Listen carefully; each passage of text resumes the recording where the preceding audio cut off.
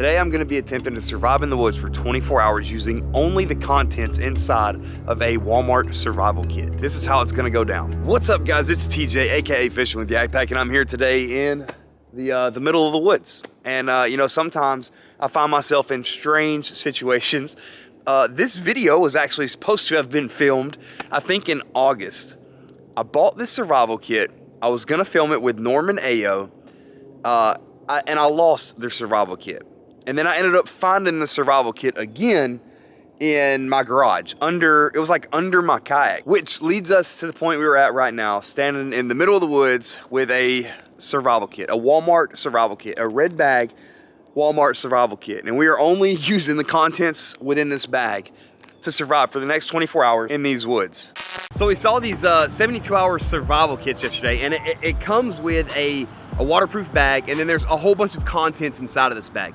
I didn't open the bag to see what was inside of it, and I kind of don't want to open it to see what's inside of it until we get out there. Crazy, like we don't know. Yeah, we have no idea. Whatever's in that bag, we have to survive on for 24 hours. Literally, whatever's in that bag, we have to survive on for 24 hours. What if we die? That's a possibility. It's so rip to us. F in the chat. Pray for us. It's a possibility. Hey, we're putting our lives on the line here, guys. Like, for YouTube. This is for you. This is for you, for the For You page. And all we ask, oh gosh, it's free. Like and subscribe. That's it. All you gotta do is like and subscribe. Get to 100,000 before the end of the year. That's it. Ayo, have you ever done a survival video before? I'm not. No?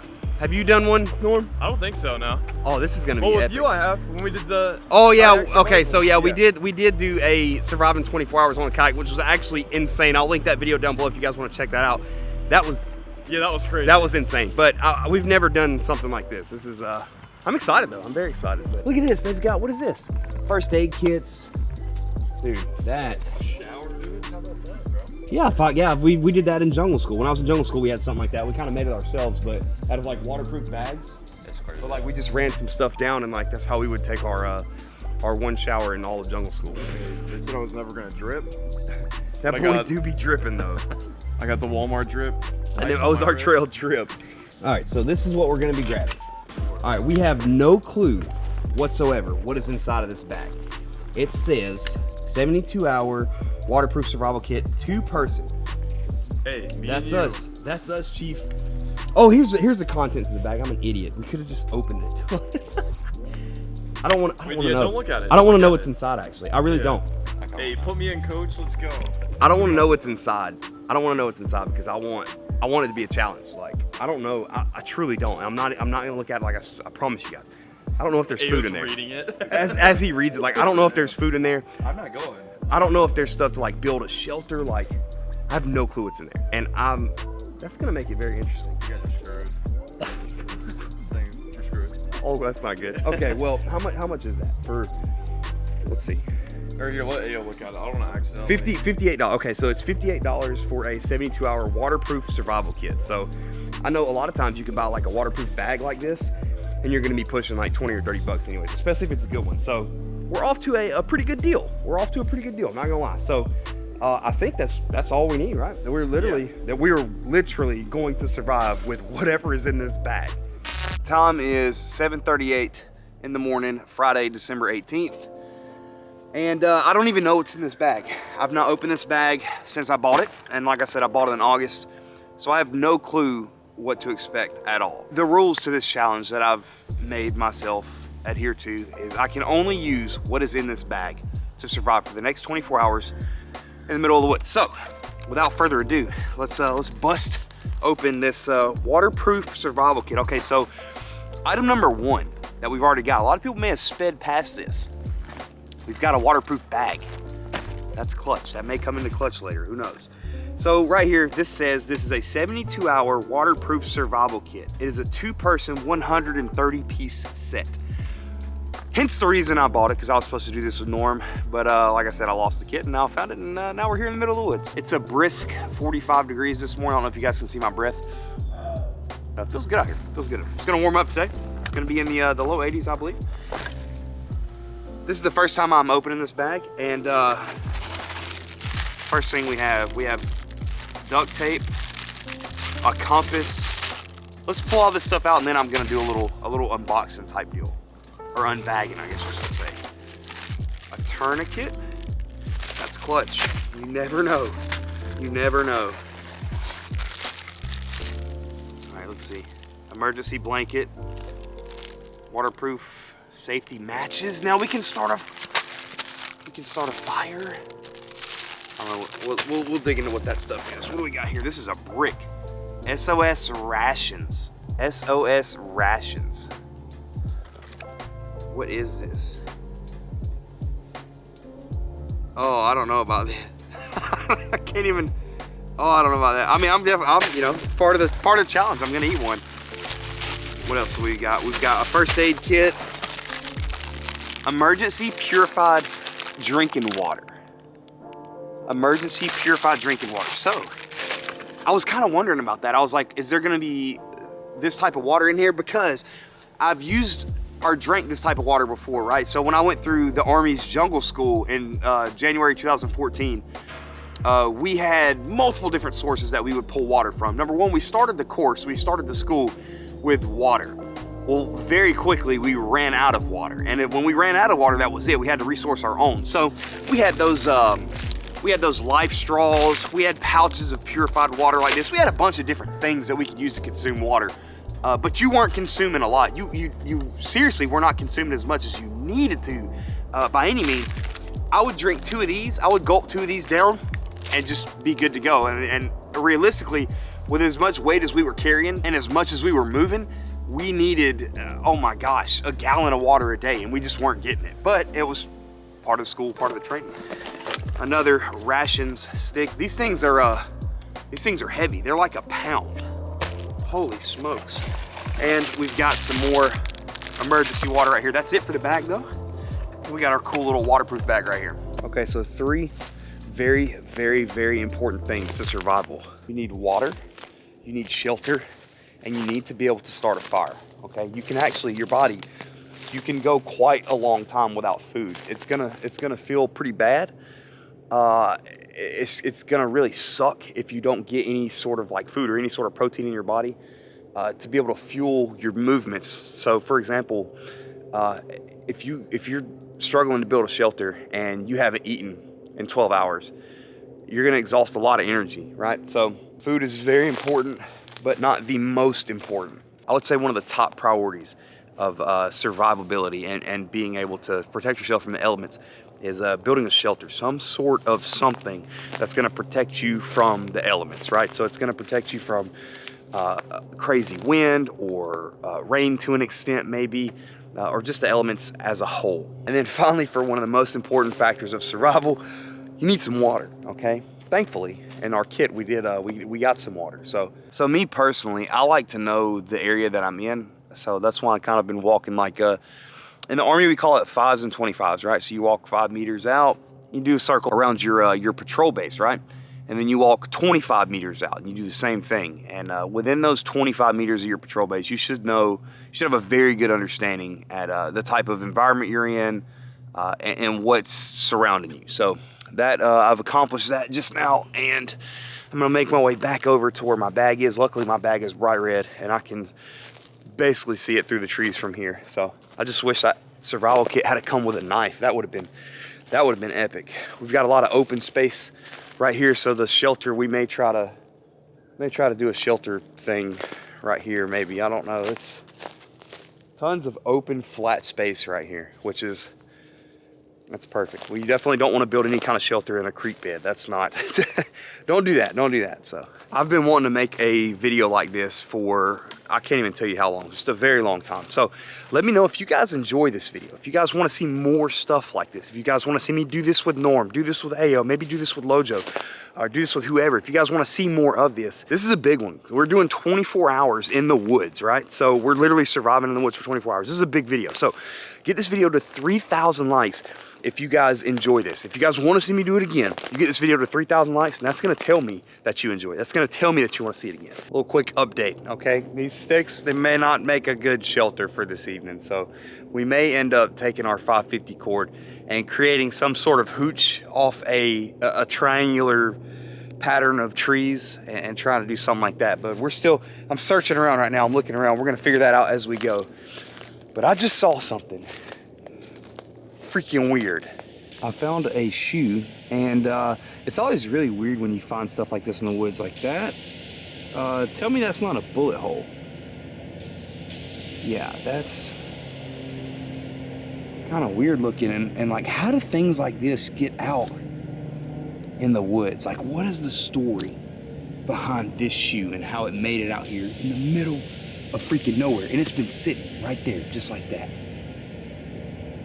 Wow, that's freaky. Some people are probably like, wow, it's a shoe in the woods, but like, think about it. Go deeper than that. Like, hit them with like Joe Rogan, this stuff. Like, why? Why is that shoe right there? In the middle of nowhere, in the middle of the way, it makes no sense. How did it get here? Who did it belong to? The questions that I have for this shoe just go on forever. I'm gonna start opening these bags up to kind of see what we got. That way we can know what we're working with to, as we're trying to build a shelter, build something to keep us out of the elements. I thought they were gonna leave us out to dry. Look at this contraption. That is, that's perfect. We could cut with this, we can, oh, that's so perfect. I thought they were gonna leave us with no kind of cutting tool, but hiding, it was tucked away, it was hidden from me. That's good though, that's kind of like a sigh of relief. That's good.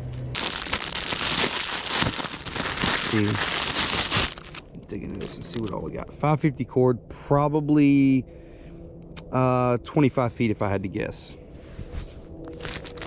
Emergency blanket, these are for heat. Ponchos, that is perfect. I'm gonna make a shelter out of these ponchos and use the emergency silver blankets as insulation. Perfect. So I looked around for a minute, kind of just stood still and did like a 360 in my little area. And these trees right here form almost a perfect shape for me to be able to create some sort of shelter right here. And it was literally only like 10 feet away from where my gear was. There's the trees. So let's go ahead and pop one of these open and start figuring it out. Rule number 2307 of survival: don't carry more than you need. But rule number 2308, if you could find a use for it, keep it. All this is gonna protect us from, because it's so thin, is a light rain and frost. You know, it's winter time, so frost is it's a big deal. That really can mess you up. We're gonna rip this open and we're gonna make this bigger. See, by ripping it open, we doubled its surface size, so we've got double the shelter area. And we have 2 of these, so we'll end up doing the same. And make sure we do it right though. There we go. We don't want to, last thing you want to do is be out here and just rip a freaking giant mess. Now, since we've got it open, look at the that's not even what it's stretched out. So the surface area is pretty large. It'll cover this area right here. Both of them will. Now I just got to attach it to the trees. Just to be as resourceful as I possibly can, one thing I'm going to try to do, I don't know if this is going to work yet, but inside of this paracord, inside of this, you have like, I think 7, let's see, 1, 2, 3, 4, 5. You have 7 individual little tiny pieces of white string that are still very, very strong. So I'm going to try to use that to tie it up before I just start trying to use this, because the more I have, the better off I am. You take your 550 cord, your paracord, and you gut it. And you now have 7 individual strong strings, and you've also still got the main line paracord material.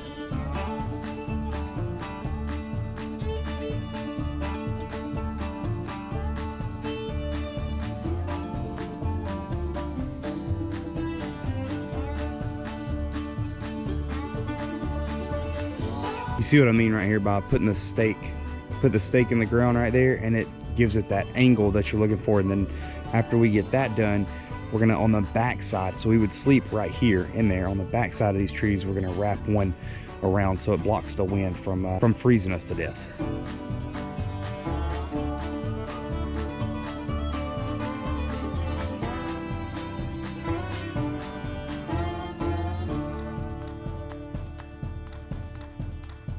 Nobody ever said surviving was supposed to be a 5-star hotel or comfortable, because in many circumstances, the majority of circumstances, it's probably gonna suck. But we've got our makeshift shelter. We've got it built. All I need to do is put one more stake right down there in the middle so it's not blowing around all night. Take another piece of the miniature 550 cord, grab the hood of the poncho, secure it as such, just kind of roll it up in a ball like that. And then when I do that, I just tie a knot. Make sure I've got all the holes closed.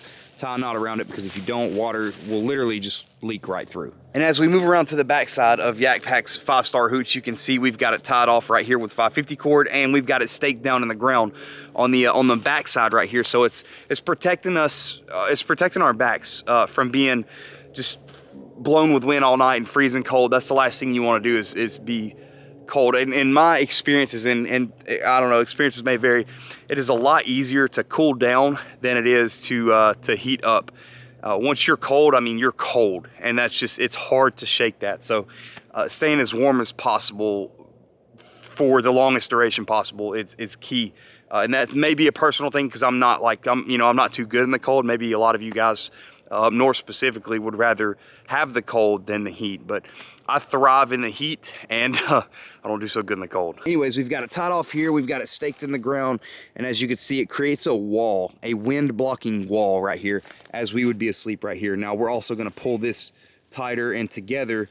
That way it creates a rooftop that any kind of water or residue could just slide right off of, versus collapsing down on top of us. This is as good as I can possibly get the hooch for now. I don't know if it's gonna make it through the night, but I've built stuff like this in the past with the same type of materials, and it worked. So I do have confidence in that, and having confidence in your equipment and what you are, the hand you're dealt, having confidence in all that stuff is definitely key. The more, build your confidence up. Don't get in a survival type situation and then start, thinking negative and thinking down. That's just not, you're just decreasing your chances tenfold. But anyways, I am hungry, so it's time to try one of these rations. And these rations literally feel like a brick you build a house with. So I guess we're gonna find out together though. Let's go eat a ration. Another little fun fact, pro tip, don't ever eat where you sleep. You guys can see there's solid distance from where I'm gonna be sleeping versus where I'm eating, and the reason being is bugs and any other kind of rodents and creatures and animals.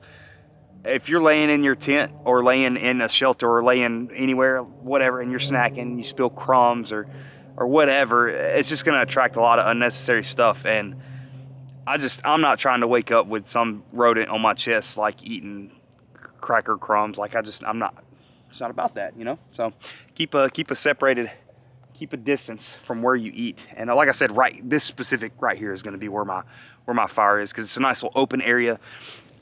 Right here, and I can control the fire. I don't want anything to get out of control. So having a fire right here in this little open circle is going to be very easily manageable. Pretty dope little package right here. We've got toilet paper, which is, it comes in clutch. Bandages.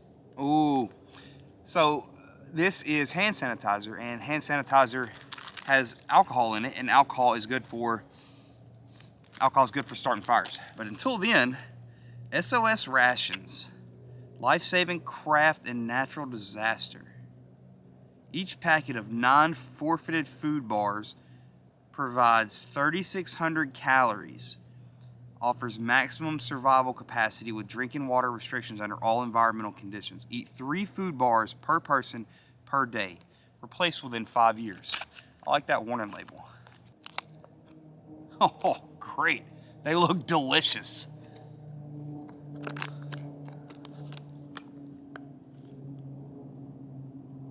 No, not even close. Not even close.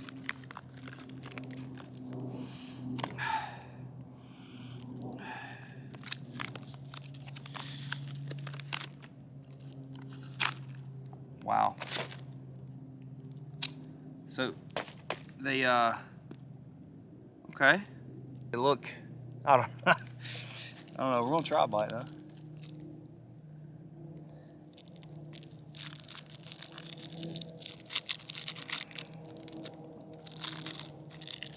Here we go. It's like a banana nut bar.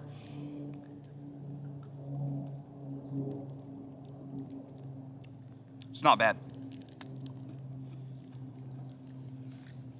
It's just cold. It's like a brick.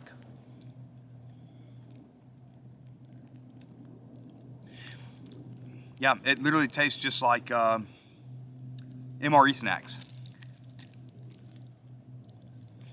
Not bad at all. I could survive on these. Now that we got some food in our system, let's go hit the woods and just walk around a little bit. Let's go explore. Slurp down on water before we take off into the wilderness.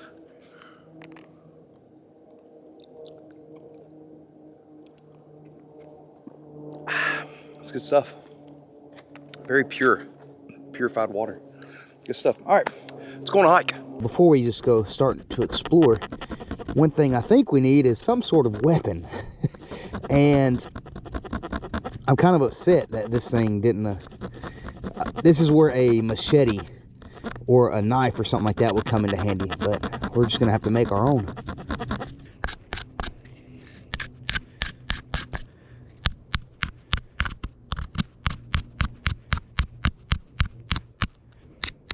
Holy smokes.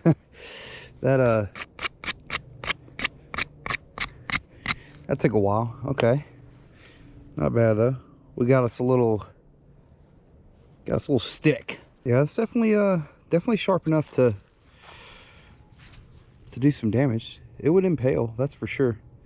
And it's that like dogwood type tree, so that stuff's strong, man. Good stuff. Oh, what do we have here? What do we have here? We've got a very old, some kind of can. Another very old, some kind of cleaner, brake cleaner it looks like. That's old. Another really old bottle, looks like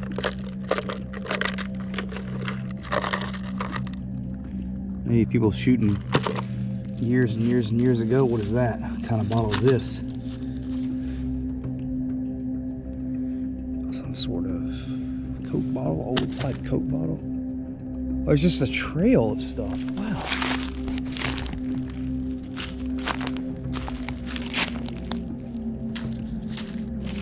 What in the freak?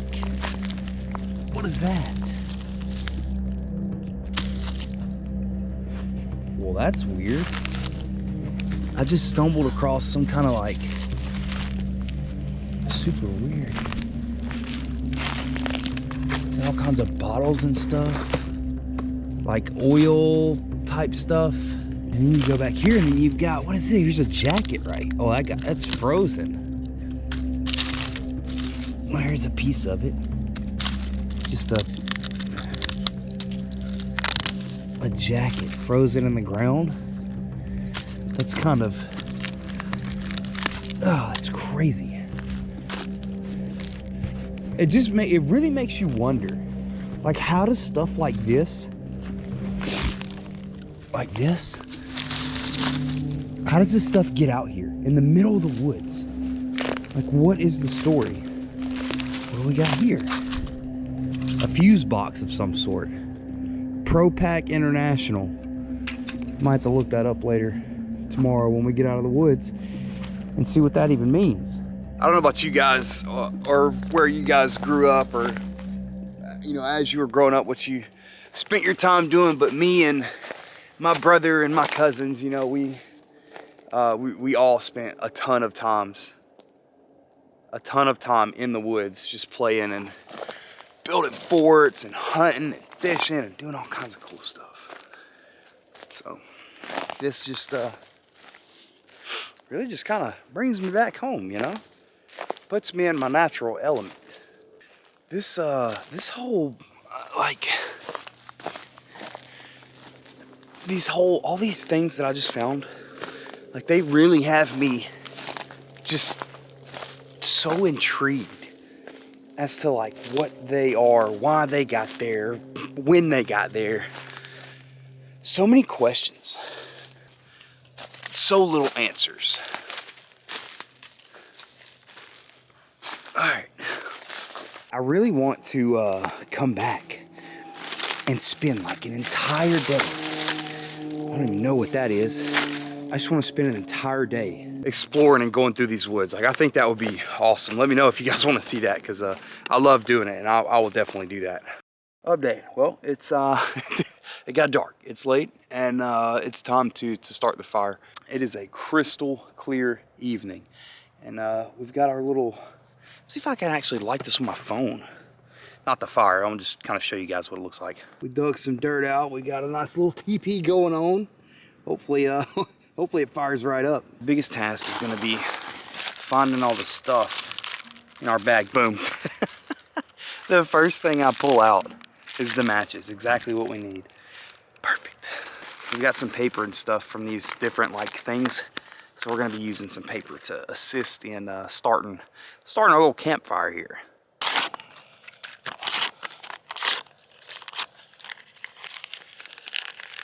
Everything's going into this fire.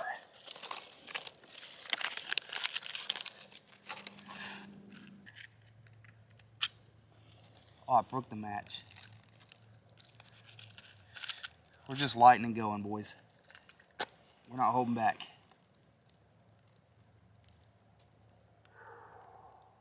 The goal is just catch everything on fire, except the woods. We don't want to catch the woods on fire. Why are my matches broken? That's not good. Oh God.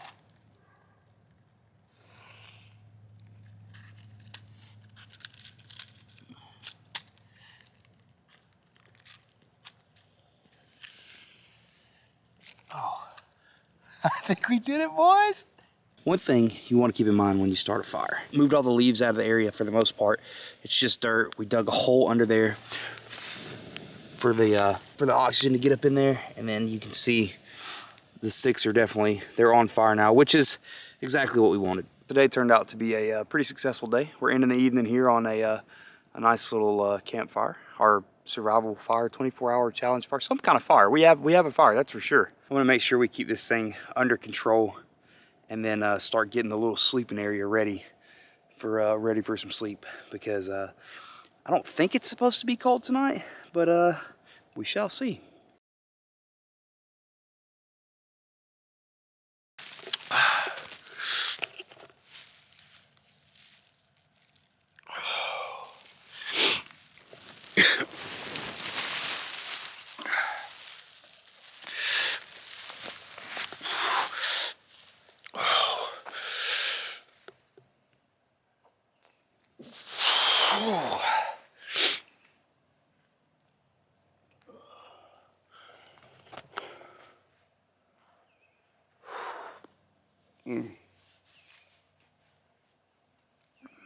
It only dropped down to like 58 last night, so it wasn't that bad. It didn't get that cold.